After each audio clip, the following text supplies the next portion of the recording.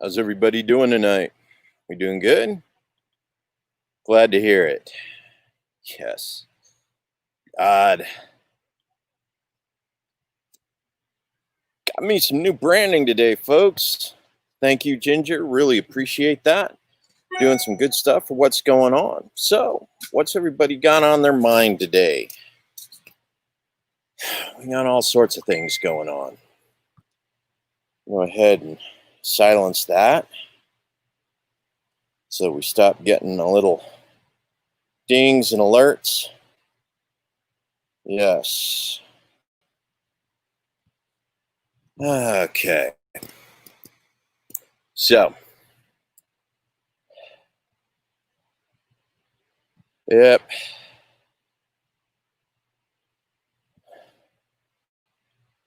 Oh, trying some new stuff today, and it doesn't want to play nice with me. Oh well. We'll work on it. So, I am Idaho Joe, your first congressional district candidate, libertarian candidate for Congress for the state of Idaho. I want you to go ahead and see my introduction. You got all of the different media platforms. You see a platform in there, or if you don't see a platform in there that you think I should be on, please let us know.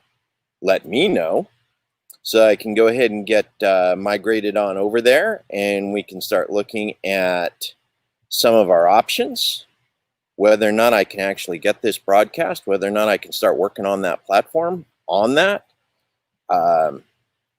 Contribute to my campaign website. There's another way you'd prefer to donate. I am running for Congress, so I'm sort of limited on the ways I can accept donations right now. Yeah, gotta love that. So, let's go ahead and talk issues. So, I sat in last night on the People's Rights event up in Emmett. Yeah, tonight I didn't drive all that way. Beautiful scenery you see here today is from Kleiner Park. I'm going to be having an event here in about 2 weeks. Looking forward to that. Got a Joe with Joe listening tour. Actually, that event's going to be a fundraiser put on by Friends of Joe for Congress. It's happening here in 2 weeks. You can make it by. Absolutely, come on by. We'll have yard signs, signs pointing us out. I don't have my yard signs yet, but we'll have Joe Jorgensen yard signs here so that you can go ahead and signal to the rest of the world that you support the libertarian platform, you support the libertarian candidate, if that is what you so intend. So, back to the people's rights issues. We talk about what's going on there. It's an interesting situation. Most of you are familiar with the people's rights movements, particularly as how it pertains to here in Idaho. Ammon Bundy is a key contributor to just about everything that's associated with that.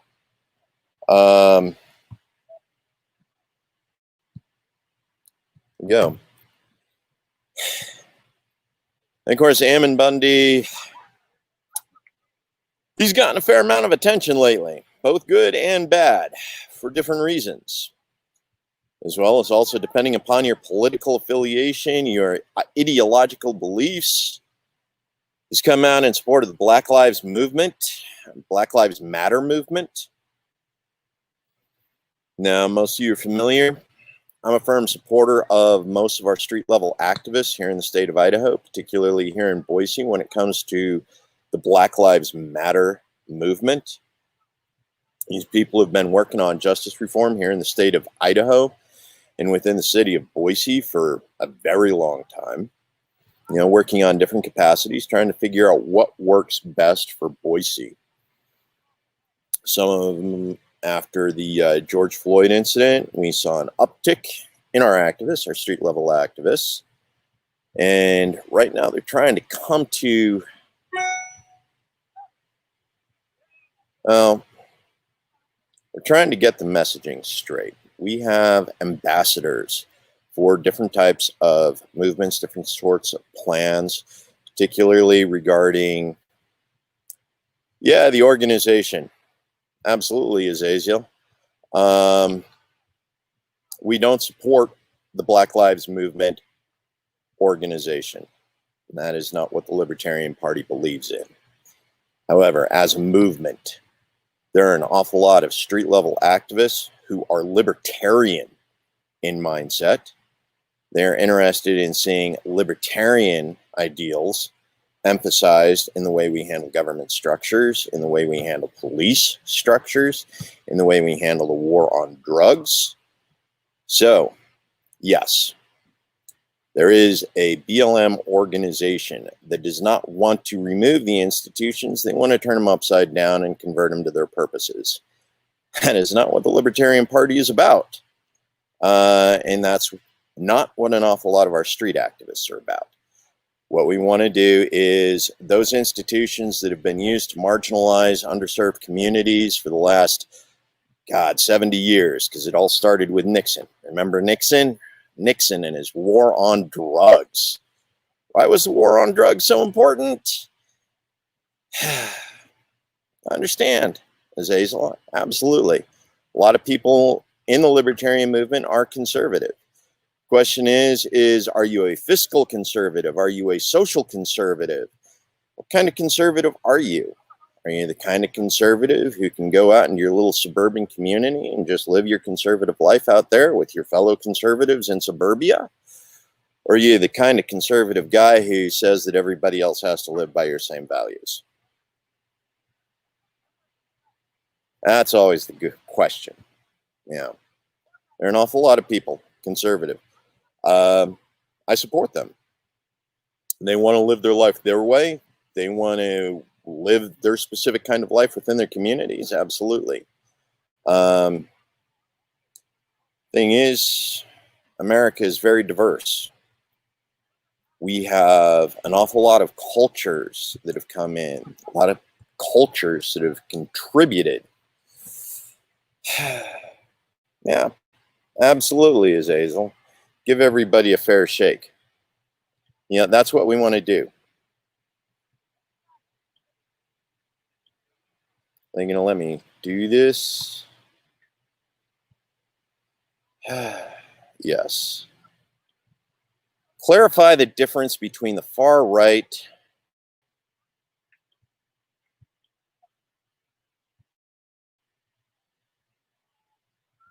Oh, it doesn't want to play nice with me today. For shame, for shame.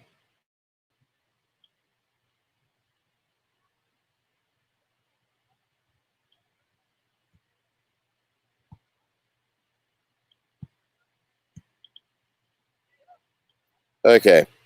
So Brian's got a question. Clarify the difference between the BLM movement and organization, because it's something a lot of people get wrong. Yes. 10 years ago or 7 years ago, when the BLM hashtag, the Black Lives Matter hashtag, actually came to the forefront as a movement, as an organization,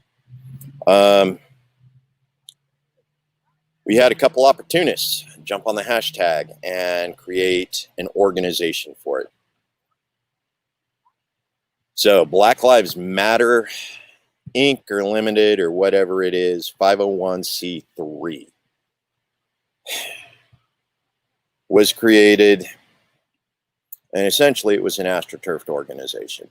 Somebody brought in money, they got it set up, they created all of these little subordinate chapters in all these cities across the United States in a way that allowed them to conceal and hide what it is they were doing. They were able to use that as a fundraiser, and let's admit it, it's never been a fundraiser. It's never given a damn about the Black Lives Matter. It doesn't care about Black lives. It's about money. It's about moving money. It's about laundering money. And for whatever organization it happens to feel, whatever organization its board feels is entitled to that money that it's been laundering.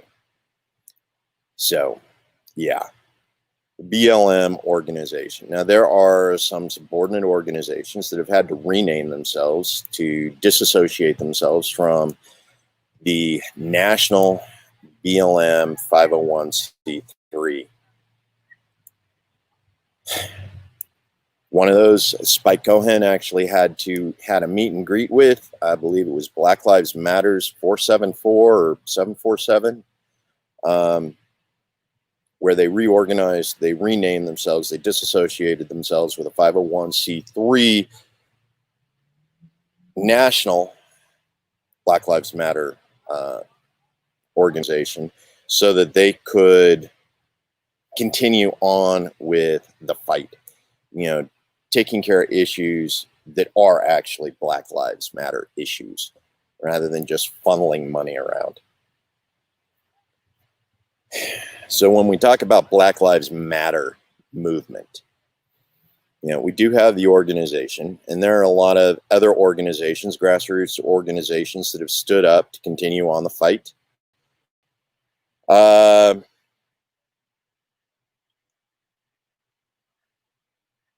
get to that in a moment, Azazel. And they continue to use the Black Lives Matter hashtag. Reason why is because Black lives do matter. No lives matter until Black lives matter. You can't say all lives matter until Black lives matter. And that's part of the problem. We continue to have a number of institutions across the United States that continue to play down the importance of Black lives in our multicultural America. And it affects their abilities to perform and act within their own communities for the greater interest of everyone, for the greater interest of America. Now, Azazel, are we headed for a civil war? No. I don't think we're headed for a civil war in the classic sense. Reason why is because America continues on. We have less than 1% of the population which is actively engaged in what could be considered a civil war. We have people who feel they represent Antifa on one side. We have other organizations, call them the Proud Boys. For some of you who aren't familiar with what's going on with Proud Boys right now, let me go ahead and show you something that came up here today.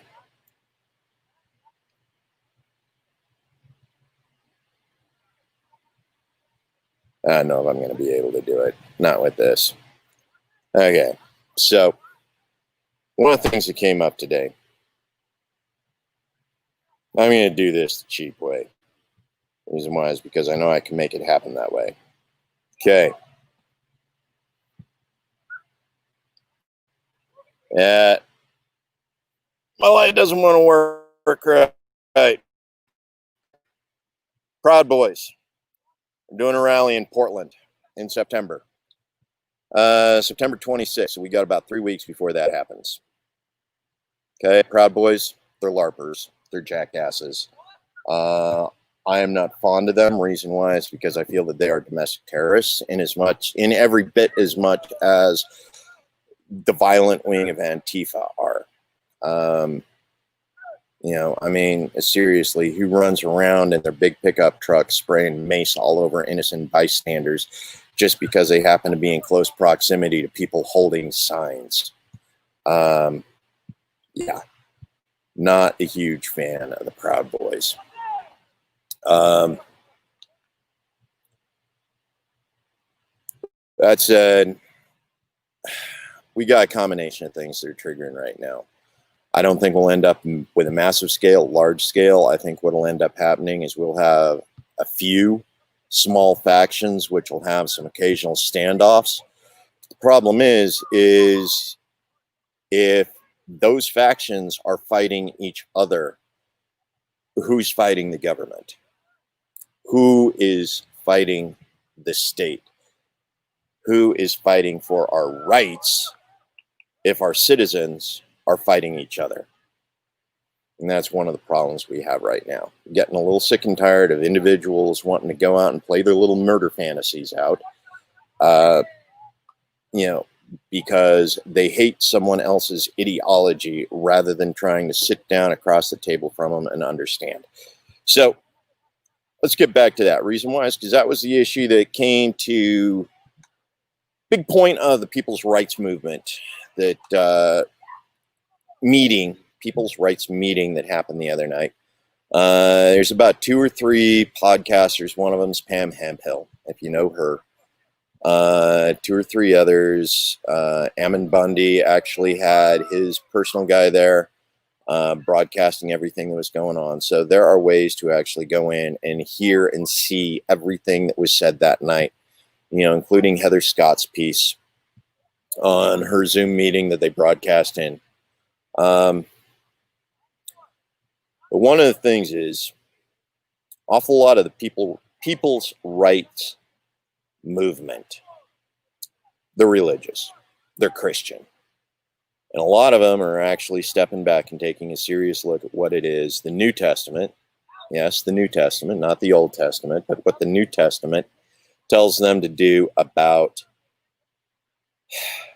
loving thy neighbor as thyself. Me, I'm not particularly religious. However, I do believe in the golden rule that is taught by the New Testament.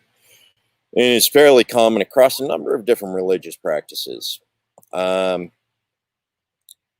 of the problems is we have a disconnect in America right now. Urban America and rural America simply do not see eye to eye. One of the reasons why, well, my personal suspicion is that the reason why is because urban America, currently Boise, I know Boise's actually fairly middle of the road on this issue. Nearly 50% of Boise residents are renters. They don't own property. They don't own land. They don't have the freedom to do with their house, their home, than most of rural America has come to expect when they take possession of a house or take possession of land.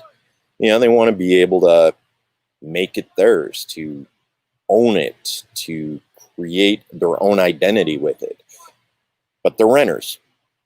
Somebody else decides the limits of what they can do with their own home. That's one of the many, many disconnects between rural and urban America right now. Oh, Azazel, don't even get me into the issue of suburban. Suburban lifestyle. What that is, that's people who don't want to live in the city and don't want to live in the country and don't want to pay to enjoy the advantages of either. Now, let's face it, most suburbanites live just outside of city limits, so they're not paying city taxes. Most of them are living in small communities and homeowners association where they don't have the overhead of trying to maintain their property by farming it or other things like that. I mean, literally, they have the best of both worlds and they don't want to pay for it, which is even a third complete disconnect with what's going on in America right now. The number of suburbanites who do not understand the plight of urban America and that urban America is renting, not owning, or rural America where the work is a completely different type than, getting into the car for an hour commute into the city so you can work as a bank teller. Suburbia, it's a complete mess. Yet somehow we got this extreme high concentration of people, in suburbia, eating up farmland so they can all get their 3rd-acre plots with their $500,000 homes on it. I think currently Boise, Idaho, right here in the Treasure Valley, we're still looking at about $350,000 for a 1,500 square foot home right now. Literally 100,000 more than it was 5 years ago. And that's how bad prices are going up in these areas where people who made their money in the city are moving out and taking ownership of property that can't produce, that won't produce. It does nothing more than provide, yeah, dumpster fire cities. How many dumpster fire cities do we have in the United States right now? We got quite a few. Most of them are the big ones. We got an awful lot of people here in the Treasure Valley right now that are scared that Boise is one of those dumpster fire cities. Yeah, Tri-Cities area is one of them. Boston, anywhere on the I-5 or I-95 corridors. You're living on any one of those, you live near a donut. You know what I mean by donut? These are donut cities. Reason why is because the inner city falls into disrepair because nobody actually wants to live there. Shopping leaves the inner city. The arts leave the inner cities. Parks do not develop in the inner cities. So everybody picks up and they moves out to the suburbs. And all the business moves with it. And you end up with this area of broken windows, this area of destruction that creates this bubble between where people live and downtown. It's like you move straight from glass skyscrapers into, well, you can't even call it a ghetto because people don't live there. Not really. You got squatters who live there. You got slumlords that are renting places that, just barely meet housing qualifications in a lot of those places. And it's all just begging for gentrification because it's just fallen into that much disrepair. But you got this donut. Your inner city, your downtown with its big skyscrapers. Then you got this industrial wasteland with a couple residential areas in it. And then you move out and you get into the suburbs. So an awful lot of these, Kenosha is one. You take a look at what happened, you downtown where the march starts, and then it moves straight from there into auto mall territory, garages, industrial, just all of these places. And a lot of the businesses there just aren't interested in maintaining and building. They're looking for an excuse to get out. Yes, they are. But that's not most of America. It's a few of the big cities. But that's a failure of city leadership. Boise, we got lucky. As much as I disapprove of the way that Mayor Beater, during his 15 years as mayor, went in, or 10 years, or however long he was, went in and gentrified the downtown area, reimagined it so that we had quality small businesses, the boutiques, all of these things went in and occupied historical buildings that received the upgrades, so that living in and near downtown, continued to offer benefits. So we don't have an area that's ready to burn down when you walk from the courthouse, when you walk 5 blocks from the courthouse. Oh, Azazel, we all want to move to the country and live off grid. You know how many people actually have the skills to move to the country and live off grid? It's part of the problem. We just don't have enough people who are capable of doing that. They don't have the technological skills. They don't have the agricultural skills. They don't know how deep to plant a seed. They don't know how to water it, maintain a garden. They don't know how to set up their, but we do got YouTube. YouTube will teach you everything you need to know. We got a couple good podcasters teaching lots of things. Sometime I'll actually come on. Yeah. Got skills, need resources. We need to find a way to make insulin cheaper again, man. I have no idea what, Medicare Part D was thinking when they handed all of that intellectual property rights for a government patent over to a single company so that they can monopolize it. I mean, Jesus. We need to fix medical care, folks. We need to fix medical care in a big way.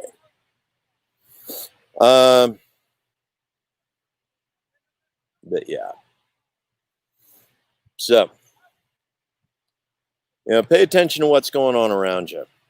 Your Black Lives activists, your local Black Lives activists, and I'm not talking the guys who like to go around getting in people's faces. I'm talking about the guys.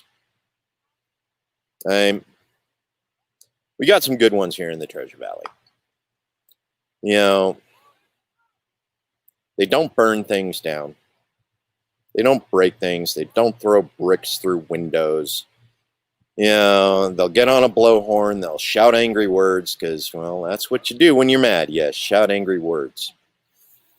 They'll get together, sing a little kumbaya, stand around the corner and deliver a petition to, some public official.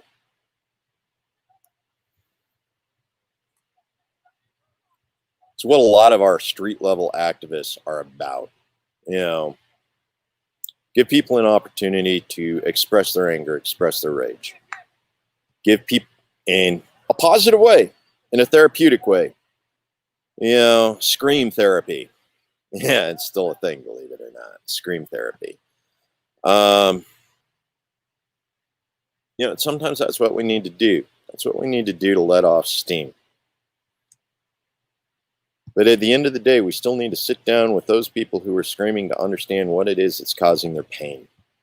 We need to get to know our neighbors. We need to get to understand our neighbors. We need to love our neighbors so that we can fix the problems that we all deal with. Rural America. The system's broke. It's pushing rural Americans out. Urban America. The system is broke. It's keeping urban Americans in their dystopian rat cage, without any apparent means of getting out. 50% of the residents of Boise, I said renters, they'll never own anything. They're just renting. The money they go to work to earn turns around and goes straight into some corporate property management agency that sends all of that money that they earned here in the Treasure Valley out and away to someplace in California or Utah. They go shopping at Walmart, where all of that income turns around and heads off to Arkansas and the Walton family. System's broke. And we have bureaucracies that protect the way the system is broke, the way all the money gets funneled into these offshore accounts for American billionaires while we're scrambling around for the scraps. Thing is we don't need to scramble for the scraps, man. We have what we need. If we don't buy from the middleman who buys from the farmer, if we go straight to the farmer for who we buy, the farmer sees more of the money. We're able to keep more of our money. That money stays in the local economy. We have farmers in Emmett. They grow food. If we could find a way to get that food from Emmett to Boise without running through 3,000 miles of our food supply chain, dude, problem fixed, problem solved. Except right now, it does run through 3,000 miles of food supply chain. We're doing better with the farmers markets. Because that was one of the things about COVID. We shut down the farmers markets. Why did we shut down the farmers market and leave Walmart open? So we could keep sending all of that money through Walmart. So we could keep stealing the resources of our local economies. System's broke, folks. We need to get urban America and we need to get rural America together. Fix the bureaucracies. They're crushing us. get rid of them, we may actually be able to solve some problems and stop spinning our wheels in our little hamster cages and find some time for ourselves again.